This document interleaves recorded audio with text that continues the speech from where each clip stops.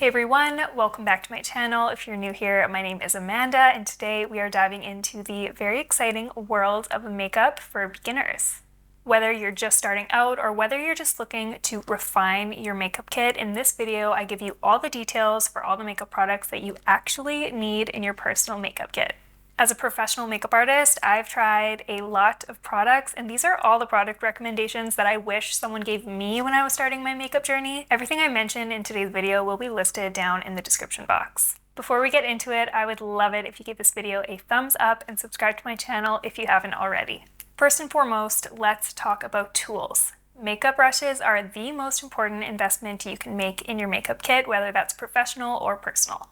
Without quality tools, how can you really expect your makeup application to go on flawless? If you want to know which makeup brushes are actually worth your money based off trying hundreds of makeup brushes, click the link in the description to join my private group where you can access this guide as well as all of my other educational resources to help you improve your makeup application. Now let's talk foundation. While many may want to reach for a tinted moisturizer, me included, I actually recommend investing in a good foundation if you're just beginning.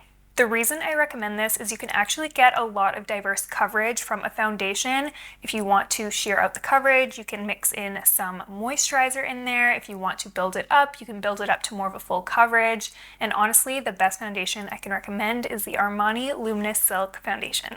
This foundation is pricey, but it is honestly one of the best foundations I've ever tried. Out of all of the makeup products I talk about today, I would say investing in a good foundation is truly worth it. Next, a good concealer is also key. This is where you can really make a difference in the way your makeup looks. As a professional makeup artist, I cannot stress the importance of a good concealer enough. Oftentimes, I will actually just skip foundation and spot conceal only where needed, and this can create a flawless base as well. Concealer is one of those products I truly couldn't live without, and the NARS Matte Complete Concealer is my go-to.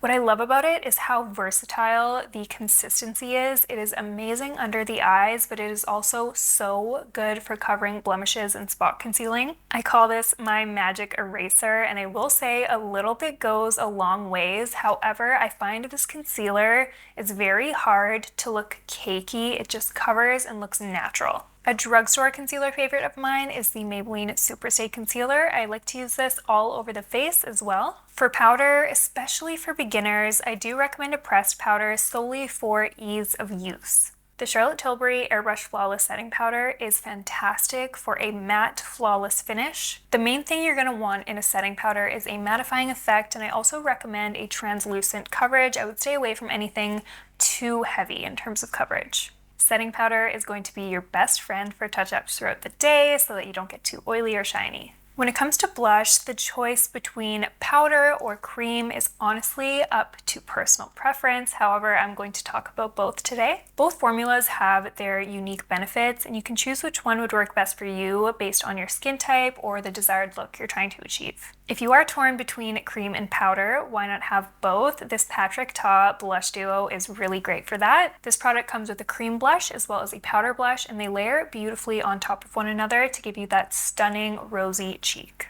If you prefer a cream blush, I always recommend Nudestix. They are the OG. They have phenomenal formulas, and I like that their blushes come with a brush, which is actually perfect for a beginner.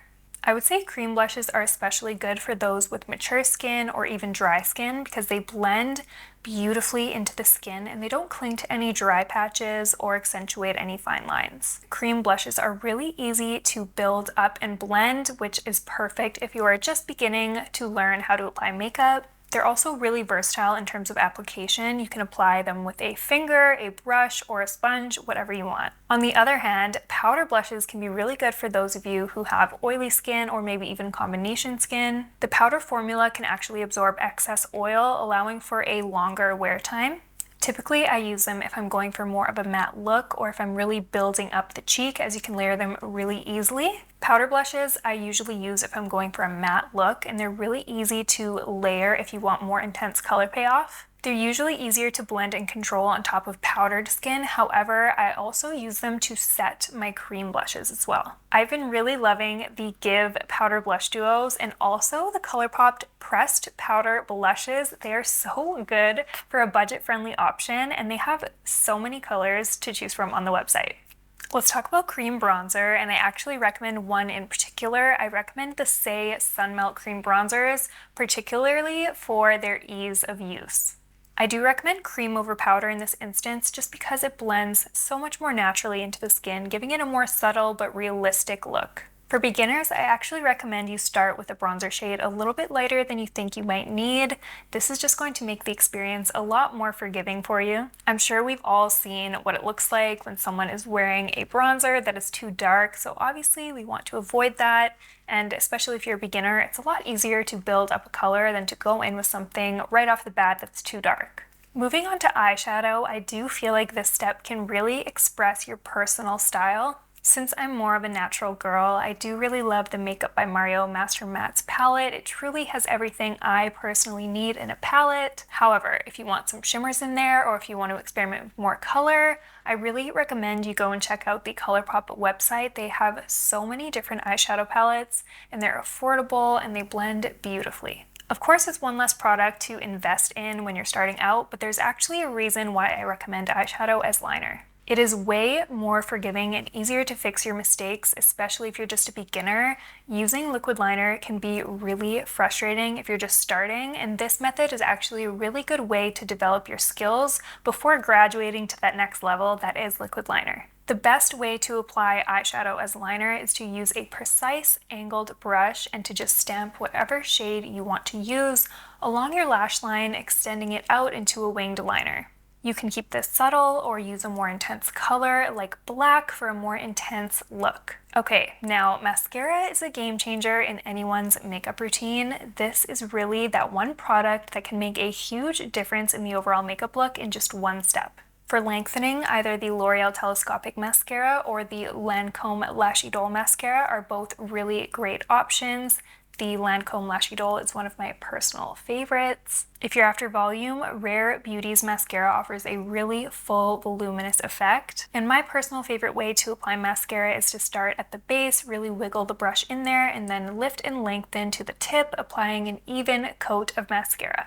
Now let's talk about brows. Brows can make or break your whole entire makeup look. They are really key for framing your face. For beginners, I recommend starting with a brow pencil that has a very fine tip. This makes it so much easier to achieve those natural hair-like strokes. I really like this one by Kimiko. The formula is not too hard, but not too soft. You want something in the middle that's not going to move around too much on your face, but also something that's not crumbly and hard to use. And if you have stubborn brows, I would recommend investing in a brow gel. My favorite brow gel is by Kosas. I would just recommend something clear and easy to use just to hold your brows in place and brush them up in the right direction. If I were to give a pro tip on brows for beginners, it would be not to overdo it. Brows look best when they are just natural and soft, and they just balance the face really nicely. Pick a color that matches your natural brow hairs, maybe even a little bit lighter, because if you use a really dark color or a color that just does not match your brows, it can look really unnatural, so it's best to just avoid that. Lastly, a good combination of lip liner, lipstick, and lip gloss can really elevate your entire makeup look, at least for me, but it can be really hard to find a perfect lip combo.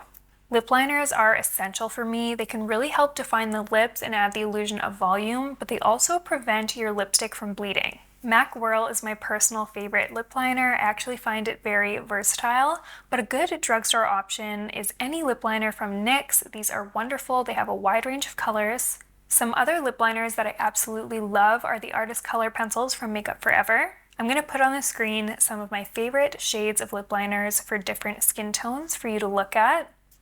Generally, I would say go with a shade or two darker than your natural lip color. For lip liner, you really can't go wrong with a classic satin bullet lipstick. I really love this formula from Revela, and they're actually quite affordable. To discover your ideal lipstick shade, you're going to want to take into consideration your undertone as well as your natural lip color. Look for shades that complement your undertone, whether that's warm, cool, or neutral, and also consider picking something similar to the natural color of your lip, maybe even 1 or 2 shades darker. I also think it's really helpful to have a shiny, hydrating product for the lips, whether that be lip balm or lip gloss, you take your pick. I don't know about you, but at least for me, my lips get dry so easily, and plus I just love the look of a juicy lip. For gloss, Tower 28 makes a really beautiful clear gloss. Laneige makes my absolute favorite lip balms as well. They're super hydrating, so you really can't go wrong with any of them. And that wraps up my recommendations for a beginner's makeup kit. I hope you found this video helpful. I would love to know what products you have in your kit that you could not live without. Please comment them down below. If you enjoyed this video, please give it a thumbs up, subscribe to my channel, and also hit the bell notification so you don't miss out on any future videos. Your support means so much to me, and thank you so much for watching. I will see you next time.